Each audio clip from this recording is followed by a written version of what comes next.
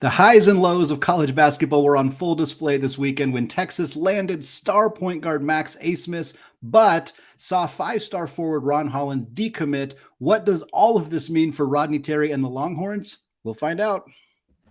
You are Locked On College Basketball, part of the Locked On Podcast Network. Your team every day.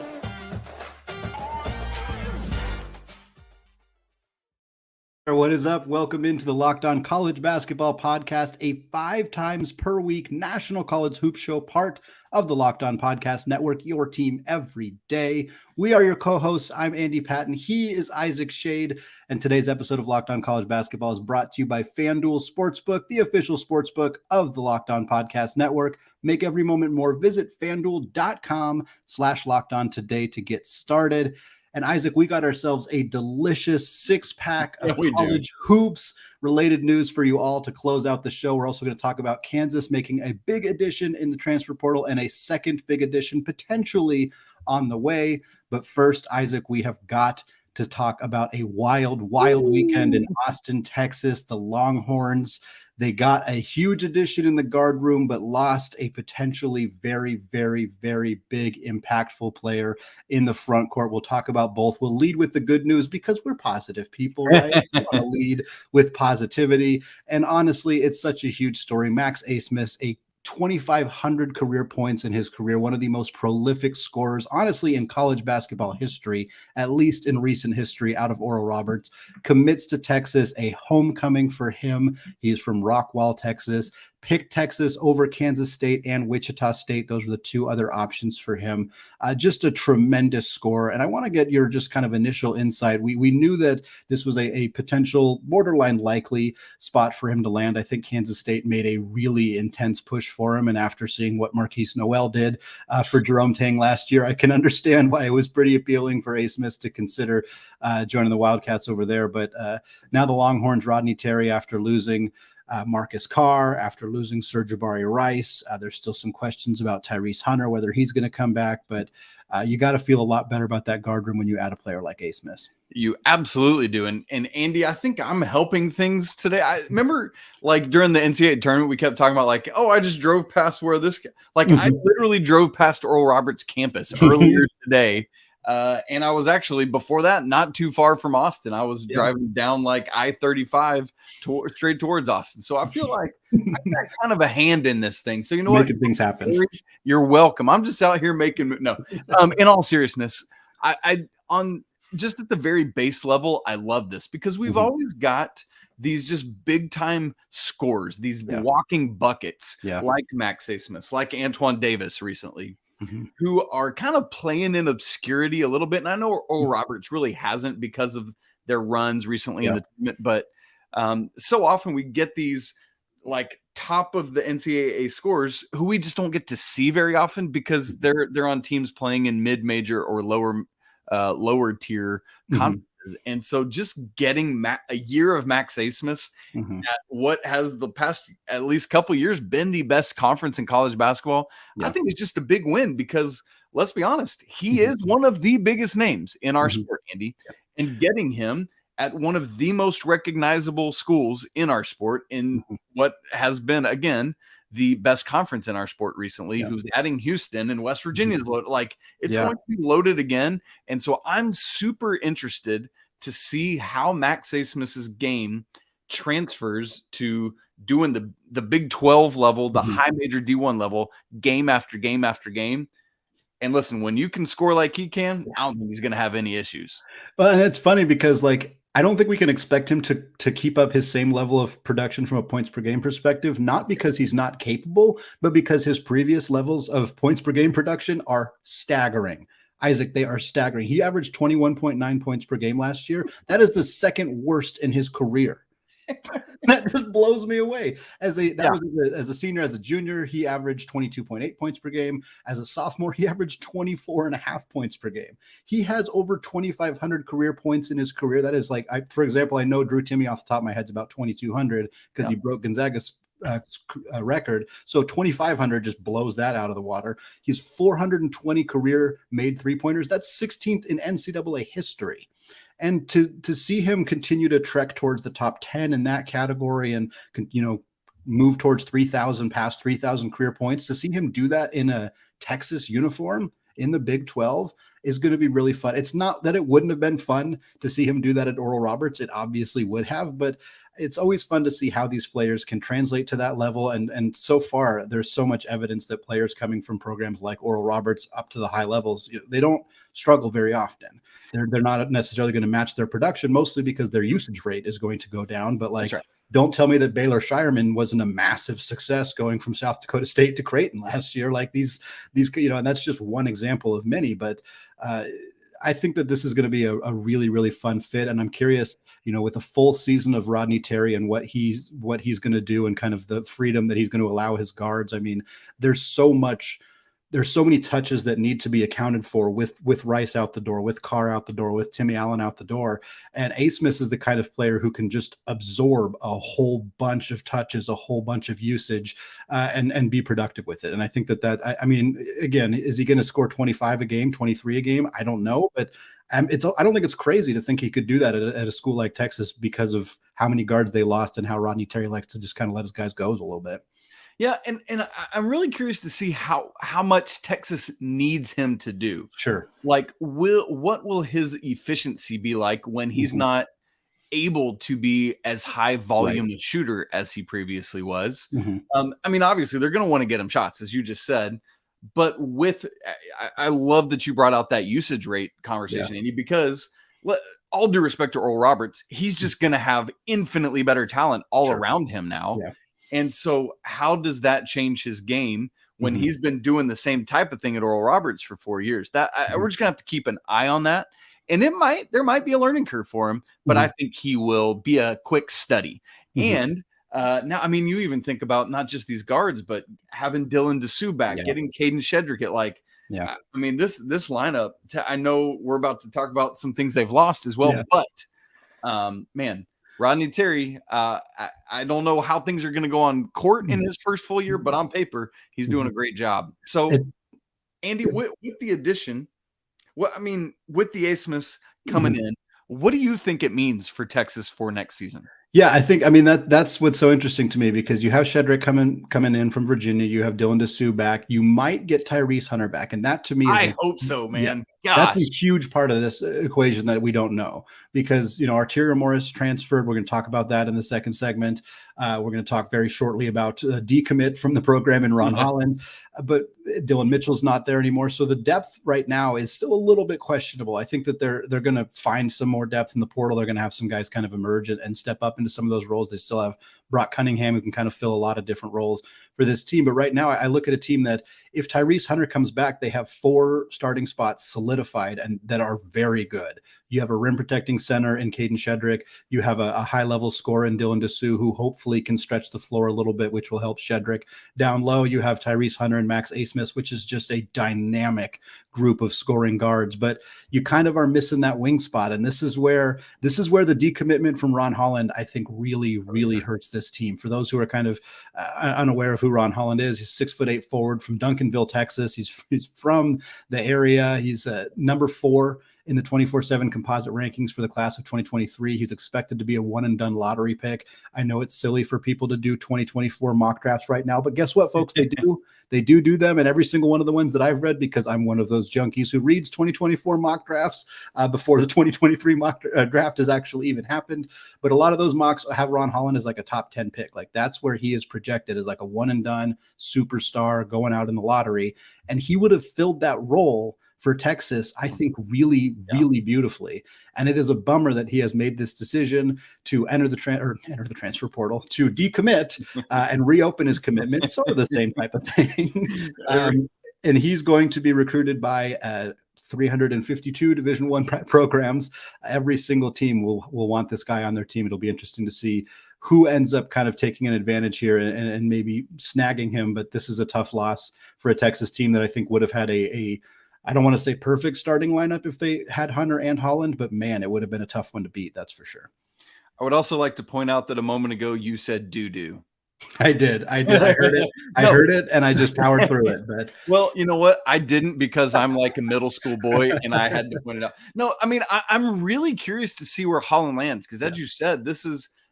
I mean, just one of those guys that when he steps out, it's like everyone is going to come rushing the gates. But we look at, when these things happen, you look at, okay, where was he considering first?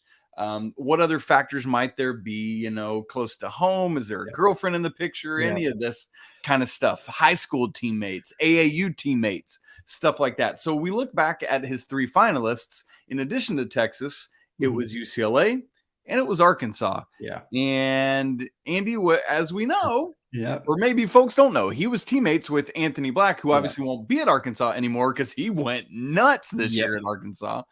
But there is that. And Andy, I think a lot of people felt that he probably was going to go to Arkansas had he not chosen Texas. And so anything that you've noticed that might indicate Tech or Arkansas or UCLA or anything like that? Yeah, it feels like it's going to be Arkansas to me. Darian Ford hit the transfer portal out of Arkansas, and when he hit the transfer portal, when it was announced at least that he was entering the transfer portal, Eric Musselman was in Texas. And then guess what happened? Very shortly after that is when Ron Holland, again, something that wasn't expected. There wasn't any reasoning that people didn't think. And Ron Holland knew that Rodney Terry was the head coach and he was still committed to Texas. But suddenly he enters the portal right after Arkansas gets a scholarship, right after Eric Musselman's in Texas. I don't know. Like, I'm not a sleuth. I'm not a detective, but man, I mean, considering the connections he already had at Arkansas, considering the fact that Arkansas is in need of some more help in the front court, considering that Arkansas has added 115 guards in the transfer portal, it makes sense. And Trayvon Brazile still hurt. And Brazil's still hurt. Exactly. Getting a front court player, a wing, Jordan Walsh is still in the draft process. And I think Jordan Walsh is probably going to come back, but man, if he doesn't, you get Ron Holland in there as a replacement, or if he does come back and you get both of them, my word, the Razorbacks could be really, really good next year if this is where Holland ends up. Man, we'll obviously keep our eyes on it. We'll keep you all up to date. Just one other thing to note about this Texas potential backcourt on the way out. If Tyrese Hunter does come back, my dude is 6'0", and Max Abmas, 6'0". That's a small backcourt competing in the Pac-12. Yeah, it's easy to get away with one of those. Might be a difficult thing with 2. We'll keep our eyes on that as well. Andy, a former Texas player, Arterio Morris, who had been in the transfer portal, he's going to a Big 12 rival, committed to the Kansas Jayhawks. Could he be a breakout star? We are about to talk about that in just a second. But first, this episode is brought to you by FanDuel. Folks, make a fast break to FanDuel during the NBA playoffs because right now, new customers get a no-sweat first bet up to $1,000. That's $1,000 back in bonus bets if your first bet doesn't win. We've had some great action already in the first round of the NBA playoffs. How about Steph dropping 50? Andy, that was insane. I am very much looking forward to this Warriors-Lakers matchup. Let's see what kind of action we can find on that on the on the FanDuel app, which is safe, secure, and super easy to use, and you can get paid instantly. There's no better place to bet all the playoff action than America's #1 sportsbook.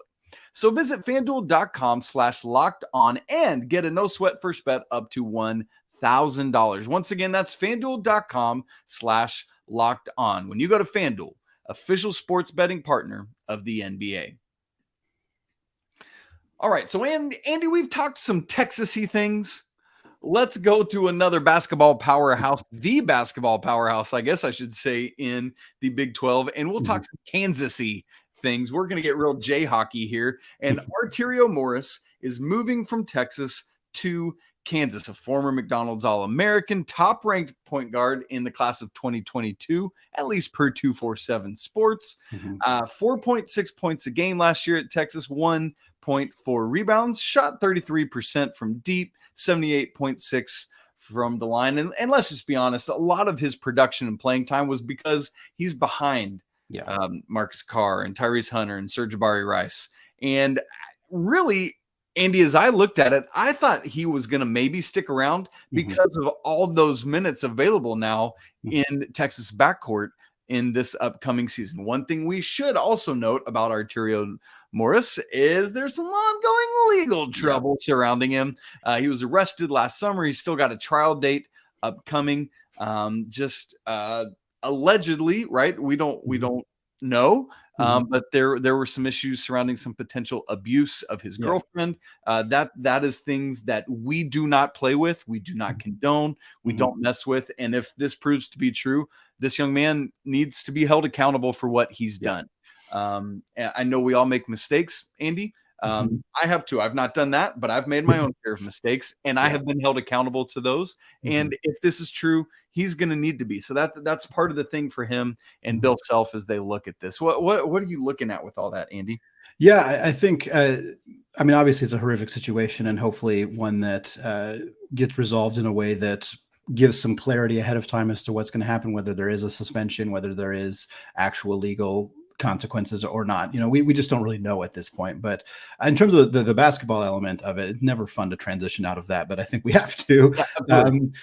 For Morris, I'm with you. I was surprised to see him enter the portal, knowing, in this day and age, it's hard to know how many of your teammates are actually going to come back and who's going to stay, who's going to go. And I understand that some players enter the portal just kind of almost just like, I don't know what's going to happen, so I want to keep my options open. But for Morris, Marcus Carr is not coming back. He can't. Serge Ibaka-Rice is not coming back. He can't. That Dylan Mitchell wasn't planning to come back. I know they don't play the same position, but that's more minutes that are gone from the roster. There was very clearly, as clear as it can possibly be at high major programs in this era of college basketball, there was a clear path to minutes. And he chose to enter the portal instead of pursuing those minutes at Texas, whether that is because of the coaching change. He didn't have the opportunity to leave when Chris Beard initially, I guess he could have, but he didn't. And it would have been odd to transfer in the middle of the season. Maybe there is some differences there in philosophy. Maybe has something to do with something else. It could be, there's a lot of things it could be, but it's hard to judge a player when they are transferring to Kansas. If you're going to end up at Kansas, I think you're feeling pretty good. And he's a really logical replacement in a lot of ways for potentially Kevin McCullar, who does have eligibility and could, in theory, return to Kansas if he wanted to. If he does not, then you need a physical guard who can play defense. And Morris is smaller than McCullar, but he has been lauded for his defensive presence. And I think that's kind of what Bill Self is IDing him as, a guy who's going to potentially break out offensively in a way that we didn't really see him get a chance to do in 1 year at Texas behind a bunch of seniors. But I think he also is a kind of player who can impact the team defensively right away. And he kind of fills that MJ Rice role. They're not exactly the same player, but MJ Rice is exciting, 5-star, uber talented freshman who didn't really play very much last year. And then he moves out into NC State. And then they bring in Arterio Morris, who is just kind of a similar player. That's more interesting than anything else. But I think you look at Kansas right now, DeJuan Harris is back. They have 2 incoming freshmen who are top 40 kids in the recruiting class, in Marco Jackson and Chris Johnson. And I think there's a lot of depth already in that guard room, but Morris has the potential to be as good as any of them. And if he's going to get significant playing time, which definitely happens if McCullar does not return, then I think you're looking at a guy who, he maybe doesn't blossom into a superstar in year 2, but I think he could play a really big role and eventually be a player that is looked upon really favorably at Kansas in a couple of years. Well, and another thing at Kansas is they've got a big old Jalen Wilson size hole that they're still looking to fill. And there is a potential big time 2023 guy who could income. We just talked about Ron Holland pulling out from Texas. Well, a couple weeks ago, Mackenzie Mgbako, one of the highest ranked players in the class of 23, decided to ask for out of his letter of national letter of intent from Duke. I wonder why that happened when he announced that right after Kyle Filipowski decided to return. Wink, wink, nudge, nudge. And so, the writing was on the wall there. And so we found out late last week, kind of a narrowed down list for Mackenzie Mgbako down to 4 schools. St. John's, where he was this past weekend, along with Indiana and Louisville, the 2 schools pretty close together there. And then also Kansas, where he will take a visit. And so this is a big time player, somebody that, you don't want to have to rely on a freshman to come in, but he's somebody that projects to have that level of studliness. I've watched a lot of his film, a lot of his highlights. Yeah. He is a smooth stretch for big 6'8" kid that, I mean, could step in and potentially pick up right where Jalen Wilson left off. Again, you don't want to have to rely on that, but he's someone that I think you feel pretty comfortable that you could. And obviously, we'll find out what's going to happen.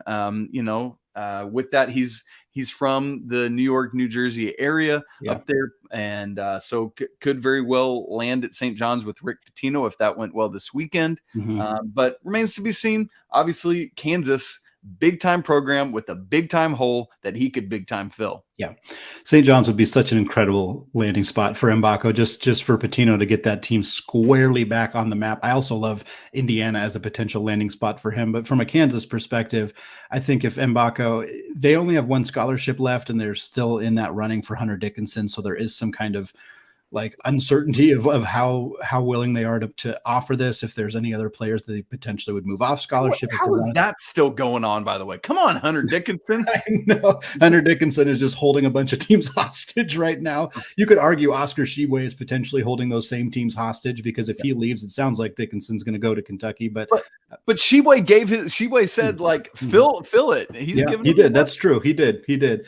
We'll see if Dickinson, if he's waiting on some bags or something like that. But certainly if I'm Kansas and I feel very confident I can land Mgbako, I think you got to do that because he's not Hunter Dickinson right now, but he's a tremendous player. And if they can get him in that program, he's not going to score 20 a game right away like Jalen Wilson did, but could he be that eventually? Absolutely he could.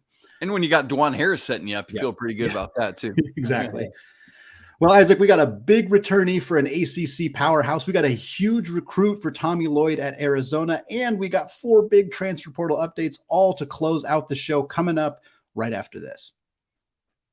All right, Isaac, it is our 6-pack here. We've been calling it the Transfer Portal 6-pack, but today only 4 of the 6 updates that we have here to close out our Monday show are transfer portal related. Andy, I'm disappointed in us for that. Only having 4 out of 6? Yeah, that we're not doing a very good job. Yes, we're failing. We could have found probably, there's like 150 kids who commit every weekend. So I'm sure there were some that we missed. But we got 4 really good ones to talk about, but we are going to start talking about a returnee for NC State, which my goodness, what an off season for NC State so far. They land MJ Rice from Kansas. They land DJ Horn from Arizona State, Jaden Taylor from Butler, Mo Diarra from Missouri, all 4 nice transfer portal additions. And then they get DJ Burns back in the house. The big fella coming back for his final year of eligibility with the Wolfpack. He averaged 12.5 points and 5 boards last year. Having him come back with that fresh crop of newcomers, obviously lost some tremendous talent. Tre'Quavion Smith moving on, but really, really solid offseason so far for Kevin Keats. And I'm excited to see what happens with NC State going forward. Yeah, there was nobody. Well, maybe Armando, but there weren't many dudes in the ACC who could contend with him inside last year. He is a beast, man. I love watching that dude play.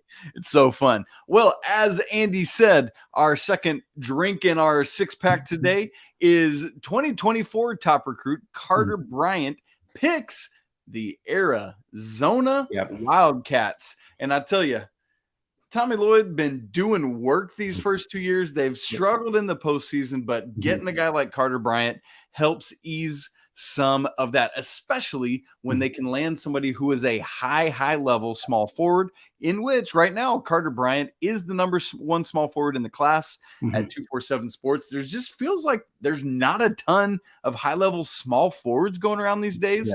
I know we've been feeling that in the transfer portal conversations, Andy. And so this is a great get for Arizona.